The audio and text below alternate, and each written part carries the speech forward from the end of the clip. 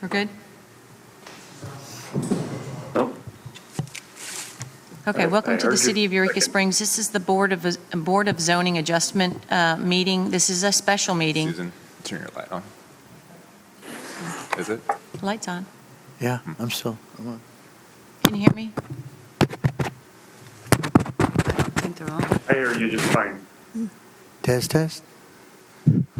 No, doesn't sound like the mic's on. Got the lights on, but I'm not sure it's doing anything.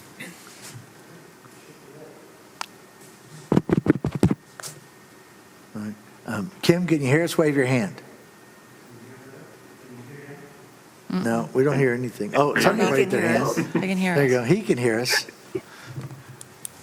Okay. Okay. Sorry. Do you think I think we're okay. we're good, Dave?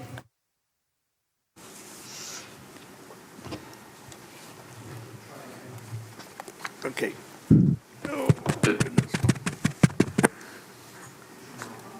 Yeah, it's on. Yeah, just doesn't sound loud, Yeah. like the speaker's on or like you can hear it overhead.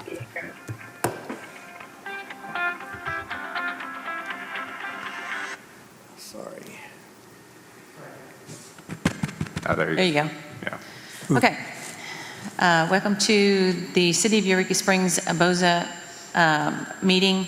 This is a special meeting. Today is Tuesday, April 2nd, 2024. It's 2 o'clock and we are in the auditorium.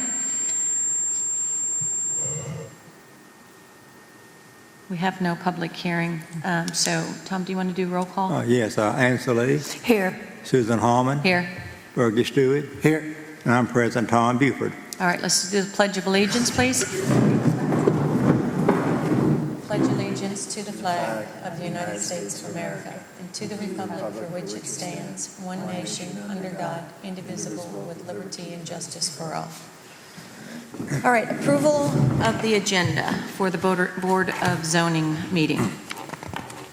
We have one item that is on there. Can I get an approval? I make a motion that we approve the agenda. Second.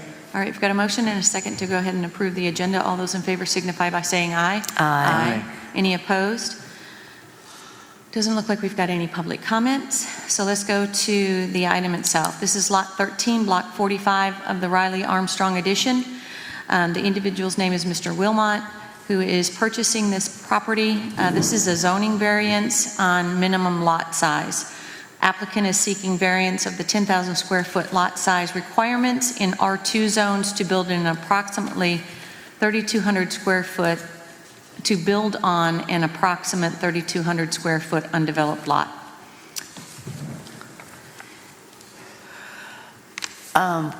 Kyle, of all the letters that were sent out, did anyone respond or complain? No, I did not receive any response on any of those. Okay.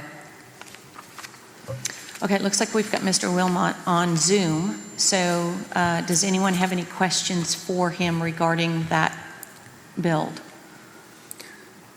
I have a question. On page 3 of the application, number 5, since the owner did not, this is going reading from the, since the owner did not create the hardship and since there is no regularly viable option available to correct it, there are 2 lots, a lot on the left and right of this property that's owned by the city. Have you talked to the city about buying either one of those lots? We did discuss that. What we are told is that in order for those lots to be put up for sale, first it has to be approved by council, and then those lots would go up for sale. My understanding of the county requirement is that it's a blind auction for those to be sold. So there would be no guarantee that, first of all, any of those lots would even be approved for sale. And if so, there'd be no guarantee that we'd be able to attain them. Now, if the city was willing to sell them, and we were able to attain them at a reasonable price, certainly we would consider that. But at this time, we don't know that that would be a viable option. I guess the short answer is that there's just a lot of uncertainty in whether or not those lots would even become available for sale, and whether or not we would be able to win a blind bid, sealed bid on them.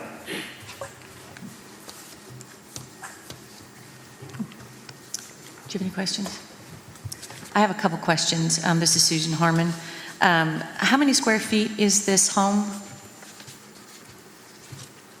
That we would like to build. Yes. We're looking at approximately, I think it's about like 1,600 square feet. It's just a one-story house sitting above a garage. Okay, and then the Anderson Street is on the front side, and Dickey is on the back side. I've driven up there, I've looked at that property. There is a house or a building that sits before you make the turn. So as you're coming up from Anderson, you make the turn onto Dickey, which would be the right-hand turn to take you up around the back of your lot. It does say private. Do you know, I'm hoping that this person just put private up there because they didn't want people driving up there all the time, but have you talked to that property owner, or have you had any contact with that property owner to make sure that there is access onto Dickey? I have not had any contact with the property owner. Those roads are dedicated roads in the city plan. Based on the due diligence that we've done in speaking with the city, there was no reason to believe that those were not public. Okay, I just want to make sure there wasn't like a vacation or something like that on that particular section. Nothing that we have found to date would indicate that. They all show that they are part of the original city plan and that those are public streets. So on the survey, nothing indicates that it's a private road. We would, I suppose, have to pull another, probably do a title, a title search, and look for any easements or privately dedicated roads. But at this point, those all show, again, that they're part of the original city plan. Okay, and then just one other question, gas, sewer, all of that, that has all been checked as far as being available on that particular lot? Correct, yes, that we did talk to the city about, and there is gas, water, and electric. Like there's an electric line, there's a pole currently sitting in the middle of the property that would obviously need to be relocated. But we can see the Buffalo box for water and gas right in the street out front. And we did call the city and talk to them about it, and they confirmed that those utilities are available. Okay, I know we've got a funky sewer line across the street, across from that lot. It's like you see the whole pipe going up the hill. So, and then trees. So this is where you would come when you get ready to build on that particular lot. You've got a lot of trees on that lot that would probably need to be cut in order to put a house. But this would be, you would have another application, just FYI, in the future in order to cut those trees. So I'm sure Kyle's probably maybe gone over all of that with you already, or maybe mentioned it in passing, but. Yeah. Okay. Yes, we're aware that is a potential risk to being able to develop the property. We are, I guess, optimistic or hopeful that if we do have to cut down more than what's allowed by the ordinance, that we'd be able to get a variance to do that based on, again, the size of the lot. Potentially, if we were able to obtain additional lots adjacent to this, then that may change, how that plays out. But at this point, our only intent is to buy this one piece of property, and obviously we'll know more about the trees once we get a full tree survey done. Okay, and then what is your anticipated build time? Are you planning on doing this in a year, 2 years, 4 years?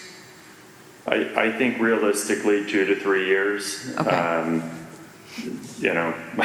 My wife, who's not on the call, would love to do it sooner, but time and money being the issue.